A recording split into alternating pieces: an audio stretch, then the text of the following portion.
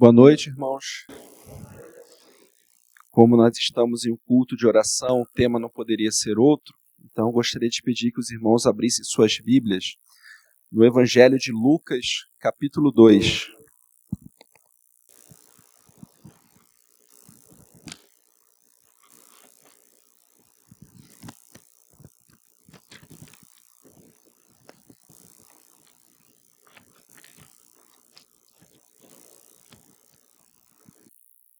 Eu quero pensar com os irmãos sobre uma oração muito especial, mas que infelizmente quase que resultou em morte. Evangelho de Lucas, capítulo 2, a partir do verso 25. Diz assim a palavra do Senhor. Havia em Jerusalém um homem chamado Simeão, que era justo e piedoso e que esperava a consolação de Israel, e o Espírito Santo estava sobre ele. Foi-lhe revelado pelo Espírito Santo que ele não morreria antes de ver o Cristo do Senhor. Movido pelo Espírito, ele foi ao templo. Quando os pais trouxeram o menino Jesus para lhe fazerem o que requeria o costume da lei, Simeão tomou nos braços e louvou a Deus, dizendo: Ó soberano, como prometeste, agora podes despedir em paz o teu servo, pois os meus olhos já viram a tua salvação que preparaste à vista de todos os povos, luz para a revelação aos gentios e para a glória de Israel, teu povo. O pai e a mãe do menino estavam admirados com o que fora dito a respeito dele. Vamos orar. Senhor meu Deus, meu Pai, aqui está o teu servo, aqui está a tua palavra, a tua igreja, o teu povo.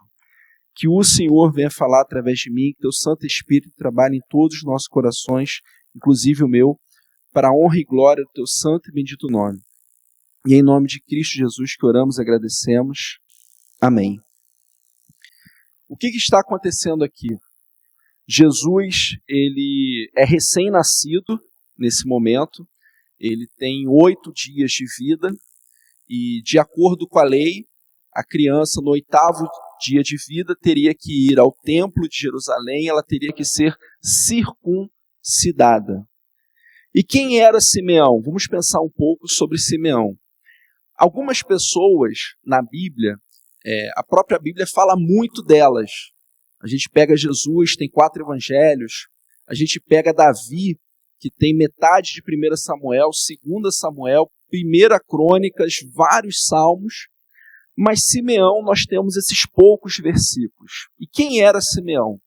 Eu gostaria de pedir que você deixasse a sua Bíblia aberta, que nós vamos estar analisando versículo por versículo. No versículo 25 diz: havia em Jerusalém um homem chamado Simeão, que era justo e piedoso, que esperava a consolação de Israel, e o Espírito Santo estava sobre ele. Então perceba que nós temos já 3 informações a respeito dele. Primeiro, que ele era justo e piedoso. Normalmente, quando a Bíblia ela utiliza a palavra justo, ela quer dizer das pessoas que foram justificadas pelo sangue de Jesus e que diante de Deus elas estão justificadas, os seus pecados estão lavados e ela tem a sua entrada garantida no céu por causa do sacrifício de Jesus. Não é esse o caso, até porque Jesus só tem 8 dias de vida.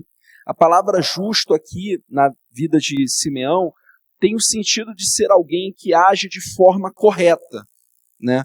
Como diria minha avó, que a palavra vale o escrito. E ele é justo e ele é piedoso. Então ele é alguém que se compadece das pessoas, ele é alguém que pratica a bondade. Além disso, o texto diz que ele era justo e piedoso e que esperava a consolação de Israel. Quando nós lemos a história de Israel, né, a história de Israel foi muito bem no reinado de Davi. No reinado de Salomão ela foi estupenda, ela foi fenomenal. Diz a palavra de Deus que a prata, na época de Salomão, não tinha valor quase nenhum. A pessoa andava na rua, achava, nossa, uma taça de prata, isso aqui não vale quase nada, e jogava fora, né? Mas a partir de Salomão, Israel passou a sofrer muito. Primeiro que o reino se divide, reino do norte e reino do sul. No reino do norte, todos os reis foram ruins. No reino do sul, cerca de 35% foram bons reis, né? Os outros eram reis ruins, e os seus reinados ruins fizeram o povo sofrer. Logo depois, Judá, né, o reino do sul, será conquistada pela Babilônia, onde vai ter o cativeiro.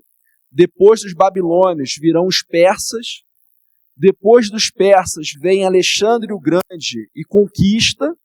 Só que Alexandre ele morre muito cedo, então os Ptolomeus conquistam Judá, né? E é aí que vai surgir a Bíblia Septuaginta, que diz a tradição, Ptolomeu manda eles traduzirem, né, 70 sábios traduzirem para o grego. Depois dos Ptolomeus vem os Seleucidas, e depois dos Seleucidas, por cerca de 100 anos, Israel se torna independente. Só que foi um período muito conturbado, porque o rei de Judá, o rei de Israel dessa época, ele também era um sacerdote. Esse período, ele está ali naquele período dos 400 anos de silêncio. Então, durante 100 anos, Judá se torna independente, mas com um sacerdote que também é rei, e muita gente ficou revoltada com isso, e foi fundada com Ram, enfim, aconteceu muita coisa. E depois disso vem o domínio romano. Então, por séculos e séculos e séculos, Judá foi sofrendo. E Simeão, ele olhava aquilo e ele sofria, porque diz o texto, né, que ele esperava a consolação de Israel. E além disso, o Espírito Santo estava sobre ele. Veja bem, nós que estamos no tempo da graça, e que fique claro, o tempo da graça ele não começa em Mateus 1. O tempo da graça, ele começa em Atos 2, com a descida do Espírito. O ministério de Jesus, ele ainda está dentro do período da lei, no cumprimento da lei, né, em fazer valer a lei. O ministério de Jesus ainda está nisso. Então as pessoas não tinham o Espírito Santo como você e eu temos. Nós, no instante que confessamos Jesus como Senhor e Salvador de nossas vidas, nós fomos selados com o Espírito Santo, como diz em Efésios 1,13. Aqui não, aqui é algo um tanto quanto diferente. Em 1 Samuel vai dizer que Saul, ele chegou a ter o Espírito Santo, mas ele perdeu, e no tempo da lei isso poderia acontecer. Davi, ele também teve o Espírito Santo. Alguns dos profetas, eles falam que o Espírito Santo vinha, fazia a obra através deles e depois os deixava. Logo, eu só posso concluir que Simeão ele também era um profeta. Até porque a gente vai ler na oração dele, ele fala uma profecia, mas a gente já vai chegar lá. Então, ele era justo e piedoso, ele esperava a consolação de Israel e o Espírito Santo estava sobre ele. Provavelmente, se ele estivesse aqui, o pastor Ricardo Aracaki o chamaria para pregar e não eu, né? Porque era uma pessoa muito gente boa. Mas, além disso, versículo 26, fora-lhe revelado pelo Espírito Santo que ele não morreria antes de ver o Cristo do Senhor. Então, por algum motivo, que eu não sei qual, Deus deu a ele esse presente, deu a ele esse privilégio. Um dia, o Espírito Santo de Deus falou ao coração dele, revelou a ele: você não morrerá, diz o texto, antes de ver o Cristo do Senhor, antes de ver o Messias, antes de ver o Salvador. É claro que Deus pode fazer uma revelação a mim, é claro que Deus pode fazer uma revelação a você, mas hoje a revelação de Deus é a sua palavra. Aquilo que de fato nós queremos conhecer, nós precisamos ler a Bíblia, nós precisamos estudar a Bíblia, porque a Bíblia ela é a revelação do Senhor para nós nesse tempo. E o texto continua, versículo 27. Movido pelo Espírito, ele foi ao templo. Movido pelo Espírito, ele foi ao templo. Simeão, ele era alguém que se deixava conduzir pelo Espírito Santo. Ah, pastor, então eu posso resistir ao Espírito Santo? Bom, existe um camarada aí chamado Paulo de Tarso, né, que Jesus falou, né, porque resistis a mim. Simeão era alguém que tinha o coração em Deus. Ele era alguém movido pelo Espírito. E o Espírito Santo falou ao coração dele: vá ao templo de Jerusalém agora. E ele foi. Movido pelo Espírito, ele foi ao templo. Quando os pais trouxeram o menino Jesus para lhe fazer conforme requeria o costume da lei, versículo 28, Simeão tomou nos braços e louvou a Deus, dizendo... É muito interessante isso daqui. A gente, às vezes, lê o texto bíblico e determinados detalhes passam despercebidos, mas o que estava acontecendo com Jesus era algo normal. Todo judeu, ao 8º dia, ele era circuncidado. Todos ali, eles já haviam presenciado alguém ser circuncidado.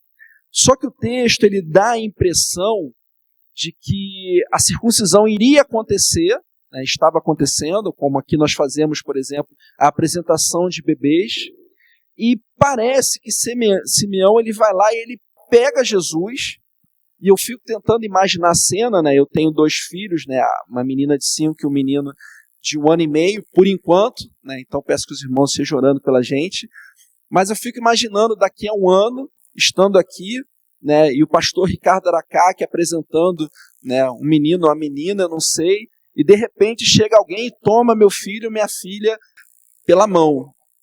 Eu acho que eu chego na voadora, irmãos. Eu acho que eu tomo uma atitude, mas o fato é que aparentemente não foi isso que aconteceu.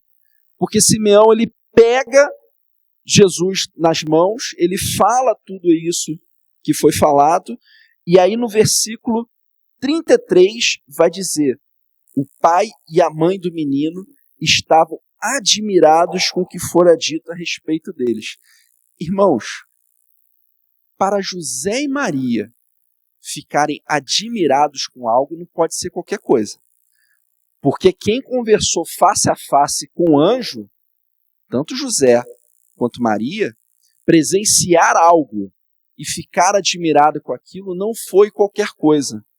Então Simeão, ele era alguém justo e piedoso, ele era alguém que esperava a consolação de Israel, ele era alguém que o Espírito Santo estava sobre ele era alguém que, movido pelo Espírito Santo, ele toma Jesus naquele momento e ele começa a orar, ele faz uma oração e ele diz: ó soberano, como prometeste, agora podes despedir em paz o teu servo. Eu olho isso aqui e eu acho incrível. Alguém aqui quer morrer hoje? Só para a gente saber assim, alguém aqui hoje quer ir para o céu? Assim, eu creio que todo mundo aqui quer ir para o céu, mas você quer ir hoje, 10 de abril? Não, né? Estou vendo um monte. Simeão, ele tem uma clara consciência de que ali está se cumprindo a promessa de Deus na vida dele. Então ele fala: Senhor, ó soberano, comprometeste. Agora podes despedir em paz o teu servo, pois os meus olhos já viram a tua salvação, que preparaste a vista de todos os povos, luz para a revelação aos gentios e para a glória de Israel, teu povo. Simeão está profetizando acerca do ministério de Jesus Cristo. E como eu falei no início, essa oração aqui quase deu morte, porque ele fala luz para a revelação aos gentios. Gente, na cultura judaica, os judeus acreditavam que gentio, a função, a existência do gentio, era ser lenha para o fogo do inferno, do Sheol, da Geema, qualquer palavra.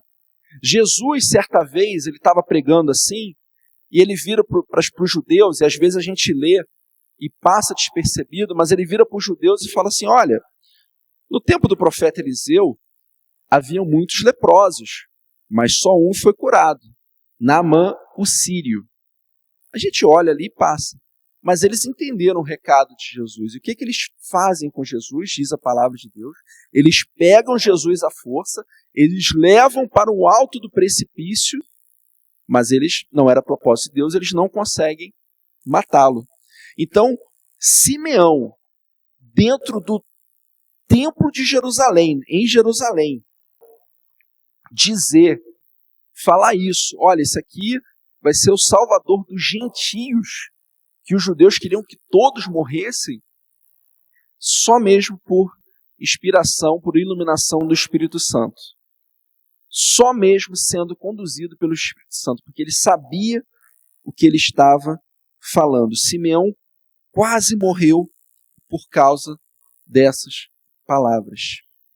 E é muito interessante porque ele fala: pois os meus olhos já viram a tua salvação, que preparaste à vista de todos os povos, luz para a revelação aos gentios e para a glória de Israel, teu povo. O profeta Simeão, ele tinha uma real compreensão de quem é Deus. Quem é Deus? Deus é aquele que deseja salvar a todos. O judeu daquela época, ele dividia a humanidade em dois, judeus e gentios. E Simeão, ele é alguém que fala de ambos. O que eu posso aprender com isso? O que eu posso concluir com isso? Que à luz da vida de Simeão, você e eu possamos ser pessoas comprometidas com Deus. Porque Simeão, ele era alguém que era comprometido com Deus. Pastor, como que eu posso ser comprometido com Deus? Isso daqui já é fenomenal.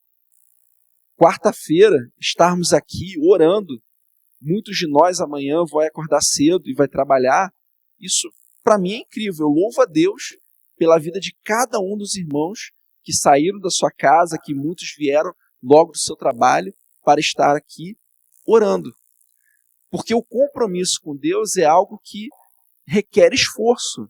Não é simplesmente algo que vai acontecer de forma automática. Eu vou estar sentado, vai descer um poder na minha cabeça e vai acontecer. Não, nós precisamos nos esforçar. A salvação, ela é de graça, mas a santidade dá trabalho. E Simeão, ele era alguém que era justo, piedoso. Nós devemos ter as nossas vidas movidas pelo Espírito Santo. Às vezes a gente acha e a gente tem a concepção errada de que pecado é fazer algo errado. Pecado é roubar, pecado é matar, pecado é fazer isso e aquilo. Quando, na verdade, se eu ficar sentado e não fizer aquilo para o qual Deus está me chamando a fazer, eu estou em pecado. Pastor, mas eu estou sentado fazendo nada. Eu estou em pecado? Tá. Tiago 4, último versículo. Todo aquele que sabe fazer o bem e não faz, peca. Simeão foi alguém movido pelo Espírito. Aqui não diz que o Espírito Santo pegou ele pelos braços e levou à força. Não, ele foi movido, ele foi impelido, ele foi soprado. E que nós possamos desfrutar das promessas de Deus para as nossas vidas. Simeão era alguém que em si era bom, ele era justo, piedoso, ele era alguém cheio do Espírito Santo, o Espírito Santo estava nele, ele era alguém movido pelo Espírito Santo e ele teve o privilégio de pegar Jesus no colo. Gente, eu fico tentando imaginar a cena, né? Eu acho que quando eu chegar no céu e eu assinar o meu Netflix celestial, eu vou querer ver esse episódio, né? Porque às vezes a gente lê o texto bíblico com uma certa distância, quando na verdade nós precisamos humanizá-lo. Jesus, ele foi um bebê, um bebezinho, sabe? Que chora a cada 3 horas, que quer mamar, né? Que faz as necessidades, e naquela época não tinha Pampers, né? Então você já imagina a situação. Mas Simeão, por tudo que ele era, por tudo que ele fez, ele teve o privilégio de desfrutar da promessa de Deus para ele, que foi pegar Jesus no colo. E aí, para encerrar, eu te faço a seguinte pergunta. Aliás, eu gostaria que você se fizesse a seguinte pergunta. Qual é a promessa de Deus para a minha vida? Eu próprio. O que Deus ele tem reservado para mim especificamente? Eu não sei o que Deus tem para você, eu não sei o que Deus tem para mim, mas à luz da vida de Simeão, eu sei que nós só poderemos desfrutar disso se vivermos perto, ao lado, próximos do Senhor Jesus. E nós venhamos dedicar nossas vidas e nossos corações, e que por amor a Cristo, venhamos a viver de acordo com a vontade do Senhor. Amém?